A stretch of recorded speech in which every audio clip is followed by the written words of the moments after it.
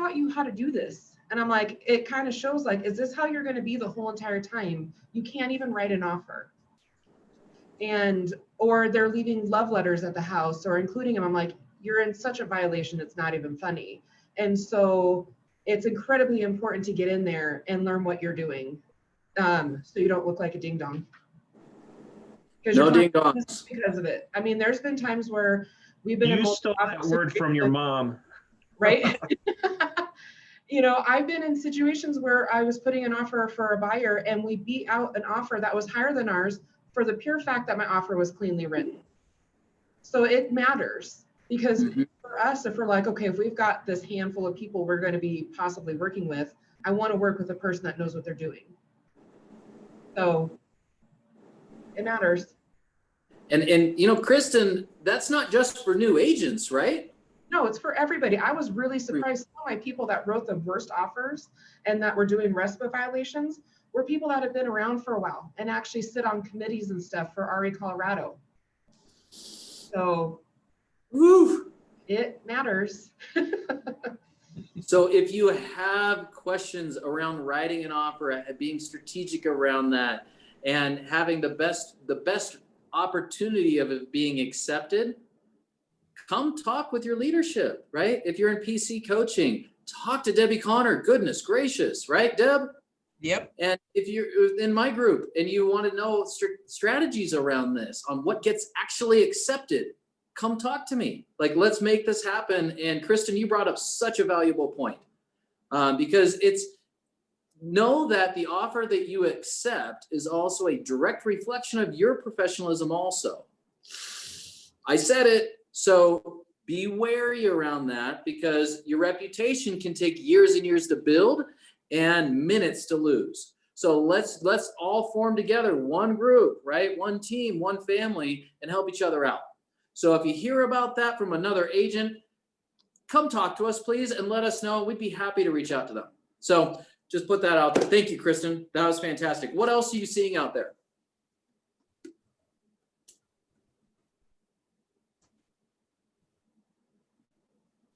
How's our inventory? Ooh, Debbie, you're laughing. Why? Why would you be laughing when I asked that?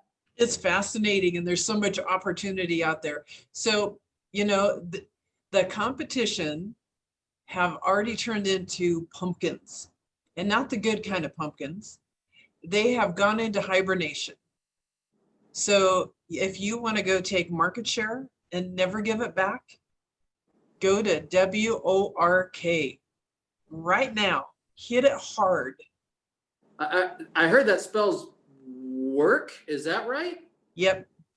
Okay. Okay. Love that. So when you say that, what do you mean? Because that's that's an easy thing to say, yet what exactly do you mean by that? What do you mean by go to WRRK? Every day, lead generation, every day, hit your sphere. What are your top, we just did this in Ignite this morning. What are your top 5 lead generation sources? Prioritize them, hit them, know what's going to work, know who you're going to target, why you're targeting that group. Know what kind of issues could come up and know how to circumvent it ahead of time, and track every dollar that you spend. If it's not bringing back $2 to $3, don't spend it. Same thing. That's an ROI conversation. Same thing with your time. Your time needs to also pay you back in spades, right? It's got to pay off. So hit the group coachings and the masterminds and the listing classes that are coming up, because, load your gun right now. It's sharpshooting time. And that's how you take market share. Be really on purpose about it. Go after the listings. They bring more listings and they bring more opportunity for buyers. Be the employer, not the employee. Love that. Dictate your own income, right? Yep. Beautiful. Couldn't have said it better than that. So let's see. Do we have a Movement Mortgage on the line? Do we have the cash team? Cash team's not on the line. So here's what I have been hearing, that loans are dramatically on the increase, as well as refinances right now. And now the catch is going to be, and what I've been hearing, and granted disclaimer, right? Not a lender, or an originator, or any of those things. And in fact, if you ask Jamie Goldman, I come up with my own loan programs, and they work. And what you're starting to see right now is a wave of the forbearances. This is the second wave coming out, right? And so for those who took a forbearance, they either, one, tucked the money away, two, they spent it, right? They baked the cake and ate it. Or three, they had to go into loan modification. Now, here's what we know. Whenever we're talking about a refinance or modification, any of those pieces, that consumer has to go through the processes again, which means their credit is checked, which means all those different pieces. If they don't qualify for that, they may need to sell. So my question to everyone on the line right now is, how many of our clients, our friends, maybe even past coworkers, took forbearances? How many took loan modifications, and why, right? For those who had, how many own investment properties, right? And the tenants aren't paying. That's a really big thing right now, because now that homeowner is having to look and say, hey, if they haven't paid off or substantially paid off that investment property, they're having to pay their own personal mortgage, right? And the investment property. Now imagine if they have more than one. So it has a compound effect, and it's our responsibility, it's our fiduciary to reach out to these folks and say, hey, how can I help you? What's the best way I can help you during these times, right? This is really important. So if you're looking around and saying, hey, you know, there's no listings out there, there's no inventory, my buyers can't find the home, these are opportunities to be able to flip that rock. And we'll talk about that a little bit later on in the meeting. The one thing I want to make sure that we absolutely address right now is Field Elementary and culture. And I know that Jamie Goldman and I have been chatting about this, and we've all been talking about this, there's a deadline coming up, right, Jamie? There is. If anybody could make a donation in $10 and $20 increments, we're just looking for King Soopers gift cards, so that we can drop them off at Field Elementary School. I'll probably do that Monday morning. So the deadline's this Friday. That way the families have an opportunity to get them from the school and can do some shopping for holiday meals for them and their families. So Can I add to that? please. I'm going to take out the word if, and I'm going to put in the word do. All of us on this call have $10 or $20 that we can give to a family in need that can put a turkey on their table, right? That can literally be able to feed them during the holidays. So it's not an if, gang, it's a do. And this is our heart. This is our lifeblood of Keller Williams executives. We've always stepped up to the plate in this, in whether it's Field Elementary or something else. So just do it, period. Don't get a coffee for a week, right? Or for 2 weeks. And this is coming from the caffeine guy, right? Don't do it. Make it a do and do it, right? Jamie, do I have permission to say that? Because I just did. Yes, it's fine. I'm on board with that. And if you don't have an opportunity to get over to King Soopers to pick up a gift card, but you happen to be in the office and you want to drop Victoria or Amber a $20 bill, I'll go pick up the gift card before I go over to the school on Monday. So any donations would be appreciated. The school is so amazing, and the social worker is so fabulous, and they just have so many needs at that school. So anything that you are able to give would be such a huge help to them. Let's help them out, gang. Let's do it, right? Can I ask a question? Mm-hmm. Is there any way to use our account to donate? No. No, because we don't have access to cash. I don't have a way to get that cash out for Jamie in order to do that. So unfortunately for this round, we can't do that. Okay, thanks. All righty. Debbie Connor, thank you, Jamie. I appreciate it. And thank you for all that. Like, I really appreciate it. Jamie jumped in with both feet and went running and put on running shoes and has been going full speed here. So thank you. Greatly appreciate you. Debbie Connor, what do we got for Broker Bites? Oh, so just a couple things. So Kristen kind of stole that thunder a little bit, is watch out for these love letter things. Don't let your clients leave them. Don't write them. Don't accept them. Don't send them to sellers. Don't let your buyers write them. It's called a fair housing violation. So that's serious. Yeah. Yeah, that is very serious. So just don't do it. Write good offers, write things about the client's ability to purchase that property and how strong the offer is. Write about that.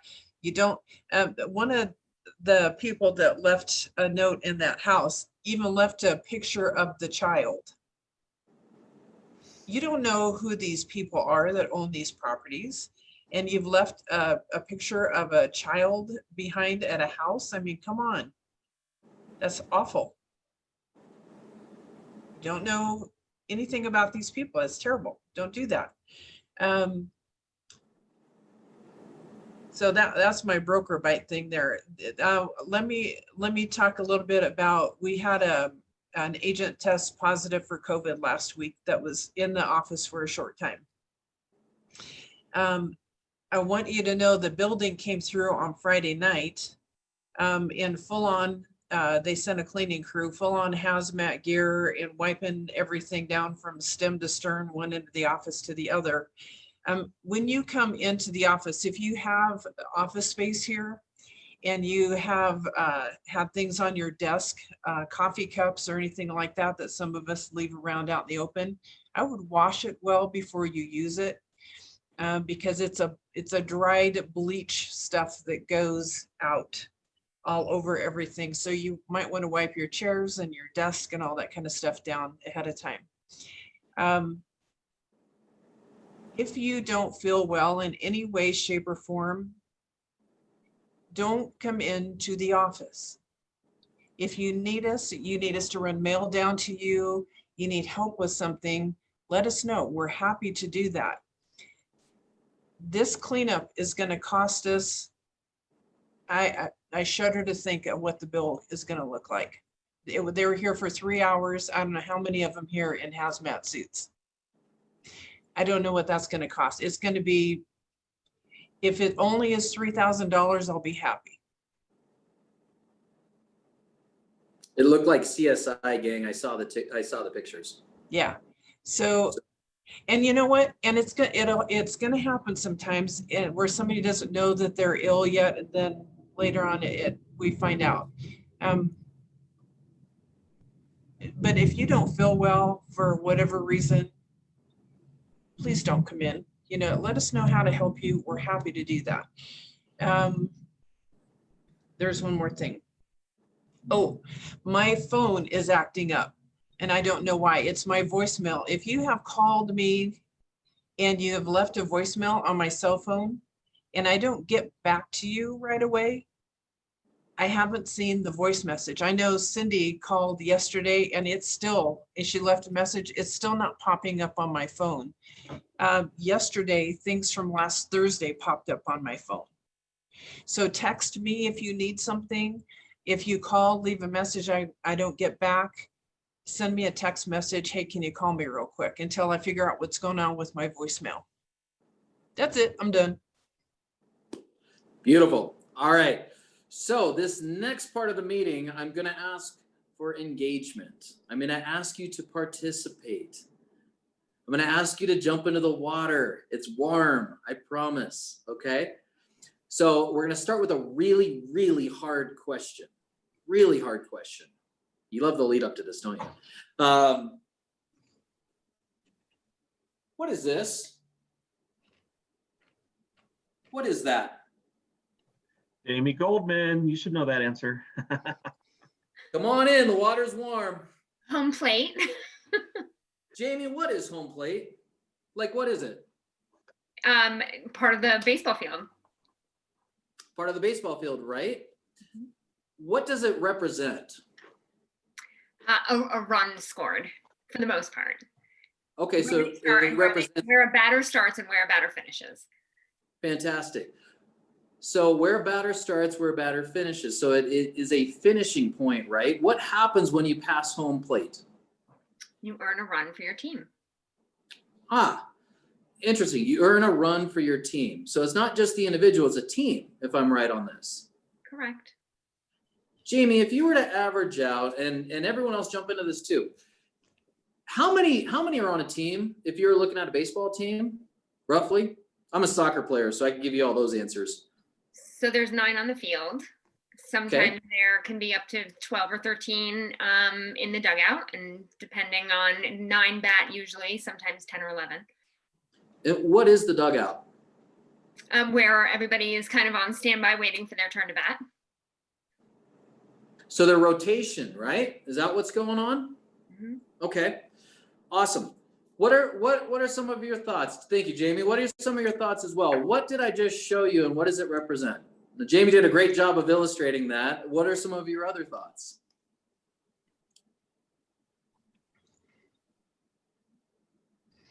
If you're sitting in the dugout, you're really not in the game. You're watching everybody else play, Ooh, and you're not in position to score.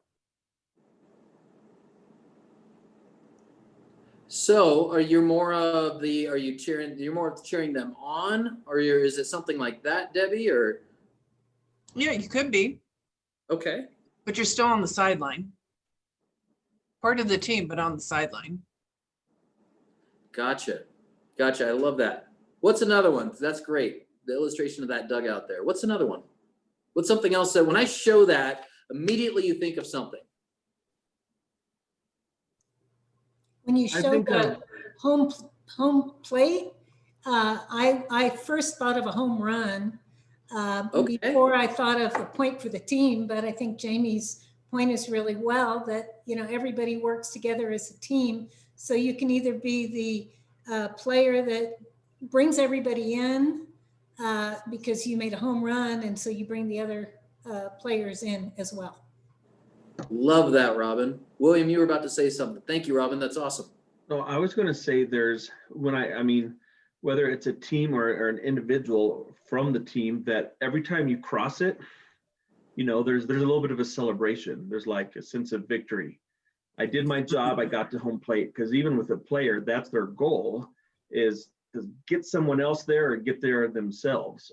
And so that's kind of how I view it, as, hey, as soon as I hit home plate, that job's done. Time to go to the next one and get back to it. So this can be a symbol of victory. Am I right? If I caught that correct? Fantastic, William. What's another one? I love this. What's something else? Well, and unfortunately in baseball, you can get on the other bases, but unless you cross home plate, it doesn't really count. Right. So you can stack the bases, yet there may not be any points that happen. Am I right on that? All that energy to stack the bases, yet you could come away with nothing. Correct? What's one more? And we'll keep going with this. There's a reason. Scott, you're a baseball guy. Come on, Scott.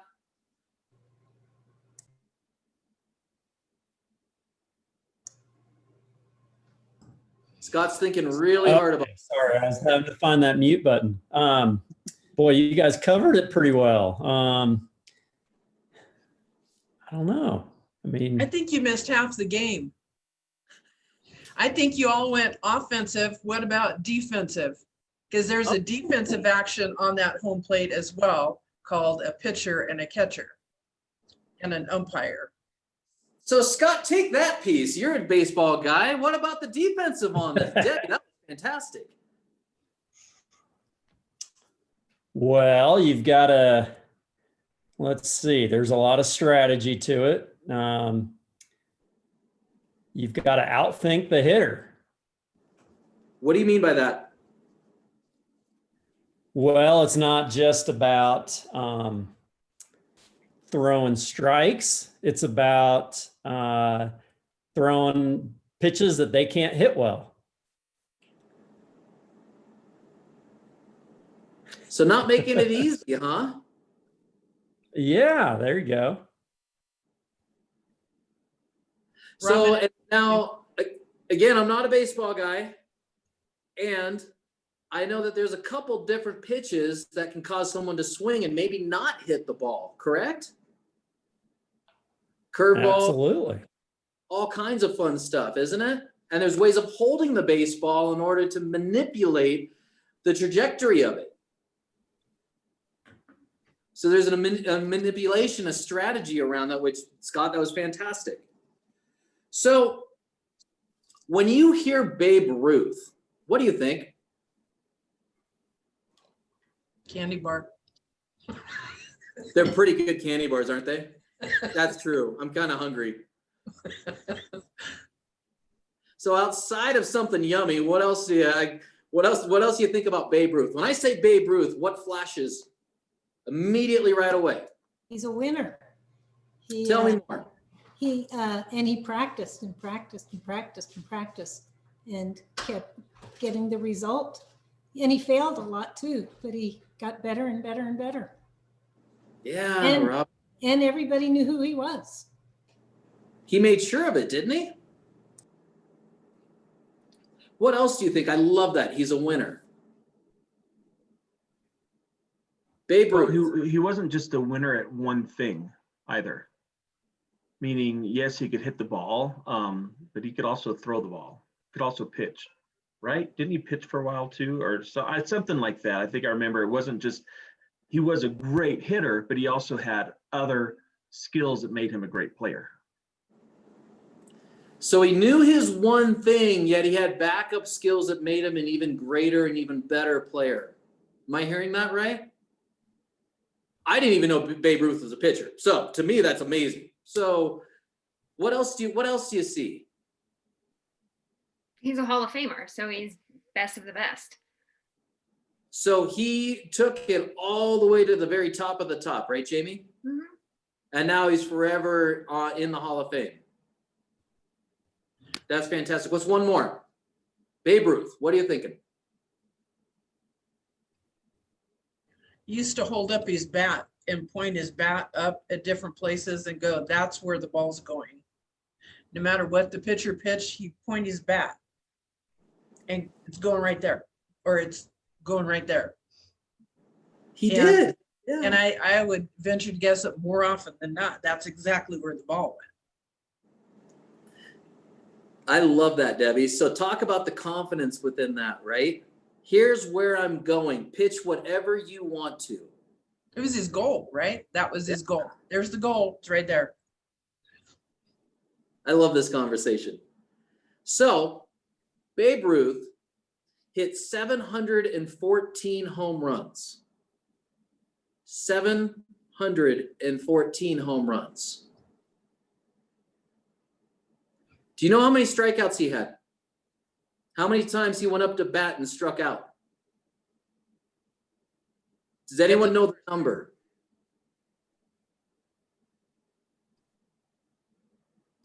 I A see lot Scott. more than 714. Oh, Shannon Duncan.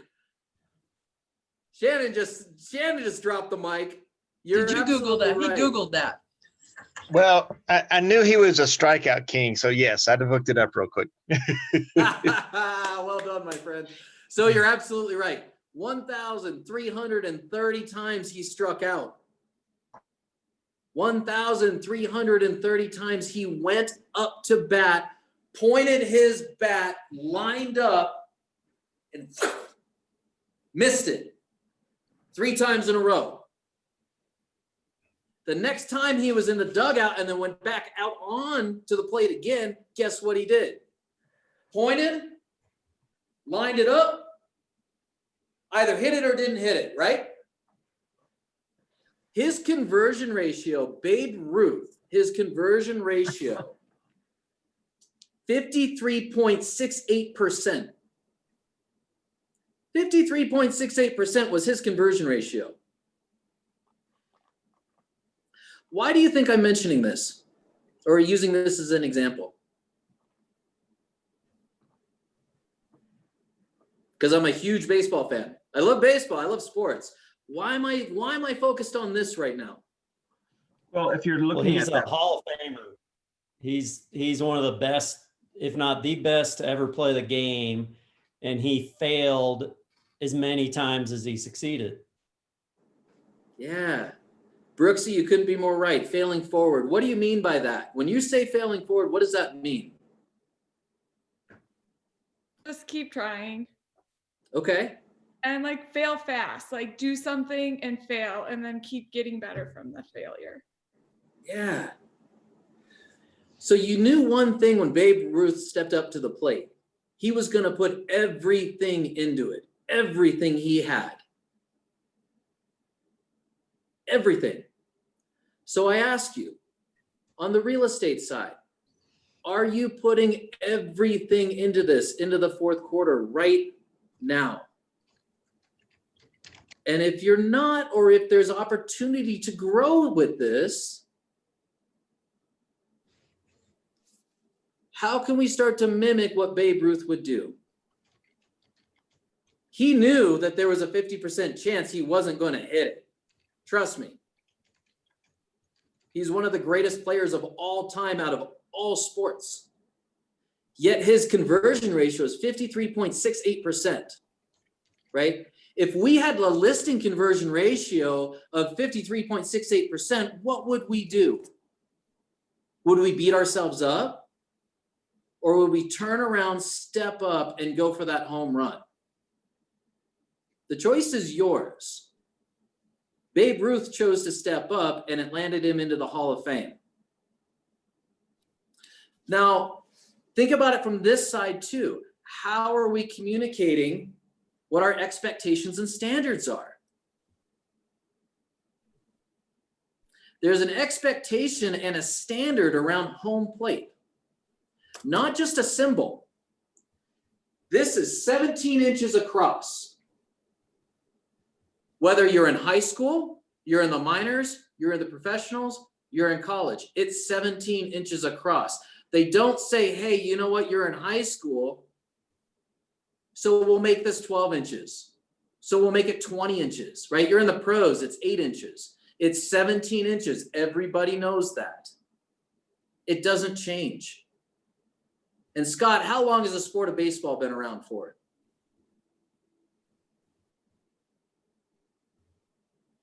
$80 years, right? Am I longer, Deb? I have Way no long. idea. Long. 150 years. Ask Shannon. He's got Google open. Yep, Shannon's doing it right now for us. So while that's going on, it's never changed. There's a consistency factor with this, right?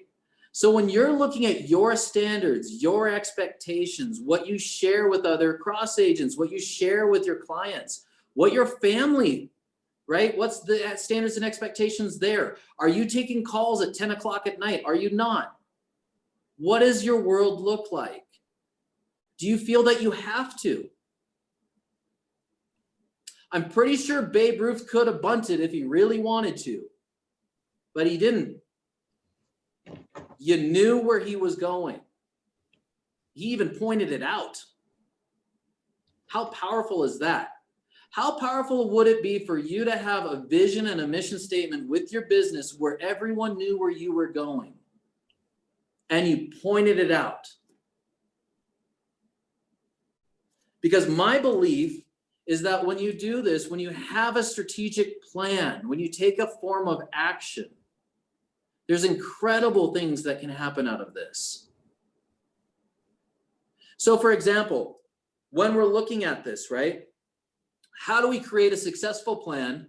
Whoop, I just saw something on the chat there for a moment. Shannon said June 19th, 1846, baseball started in America. Woo! 151 years old. And 17 inches. Think about that for a second. It hasn't changed because it's consistent. You know what sport you're going to play. I know if I go onto a baseball, onto a pitch, I'm not kicking around a soccer ball, right? Wrong sport. There's standards and expectations around that. So when we look at this and we say, okay, it's the fourth quarter. This is opportunity time. This is pro time right now. How can you best set yourself up for success? And do you know what that looks like? So for example, tomorrow, Jake is running a class on a 12-week year on purpose. Because we have every other company out there right now saying, hey, we're doing year-long business planning. Yet no one can forecast what 2021 looks like. Look at that. Debbie Connor has the book right there, right? Deb, tell me something about that book real quick. If you were why is it important to be at the class tomorrow?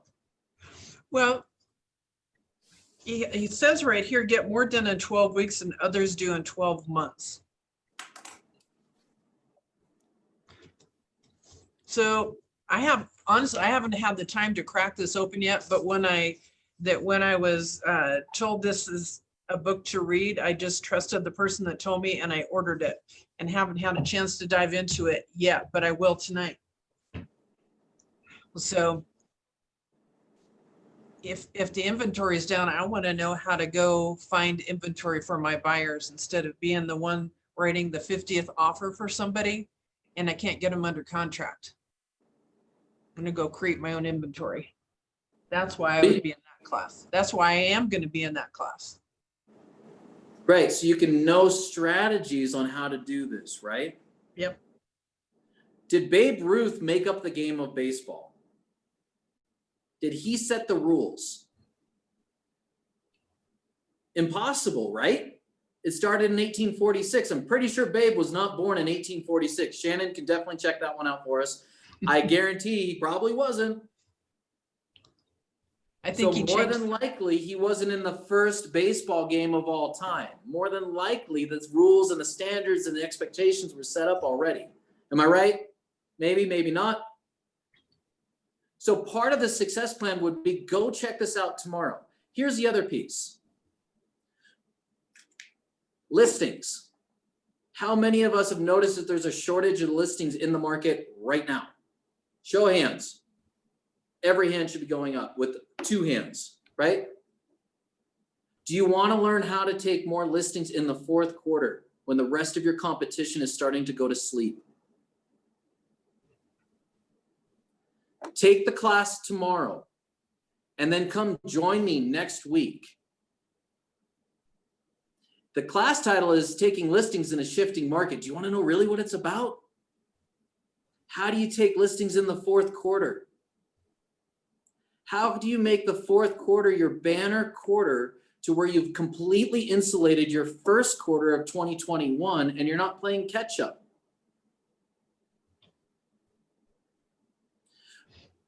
Gonna share a little story. This is not like me patting myself on my back, so I just wanted to get that clear right up front. My largest quarters in Anchorage, Alaska, the darkest, coldest time of the year, were in the 4th quarter, not the summertime. My second busiest quarter was the 1st quarter. Are you playing all in? Are you, when you see Babe Ruth, are you acting like Babe yet in the real estate industry within the market that we have right now? Because I promise you, if it happened in Anchorage, I guarantee you it's happening in Denver. This is opportunity time. And for those who are willing to flip the rock, if everything shuts down on command or anywhere else, or your technology, or it goes up in smoke, you have a phone, right? You have other opportunities.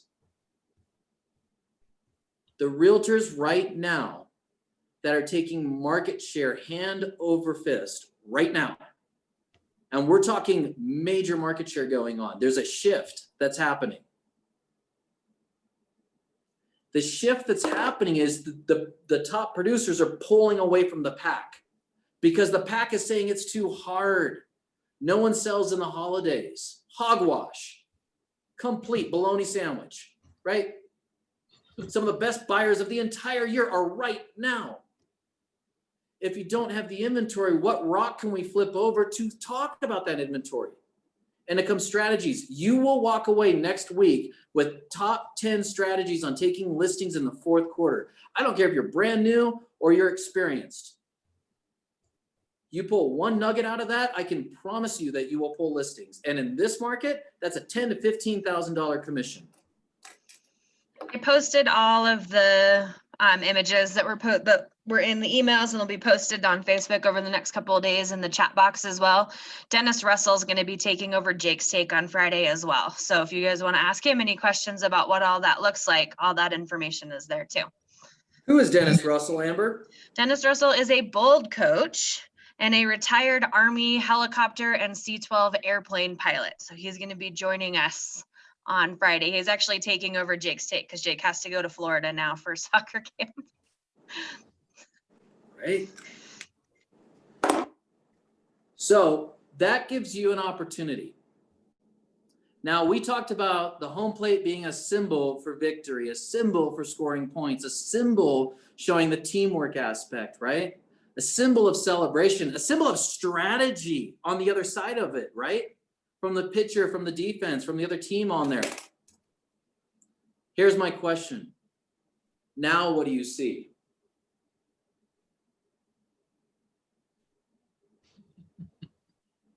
I know I'm not always the best artist, and what do you see?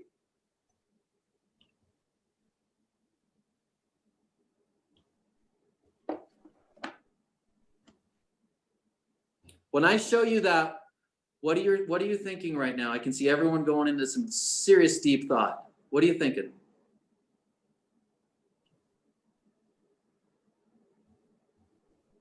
Come on.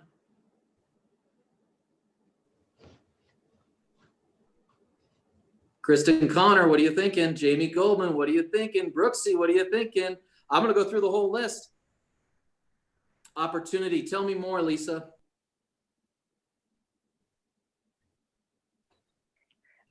Just get out there and take chances and just get out there and play.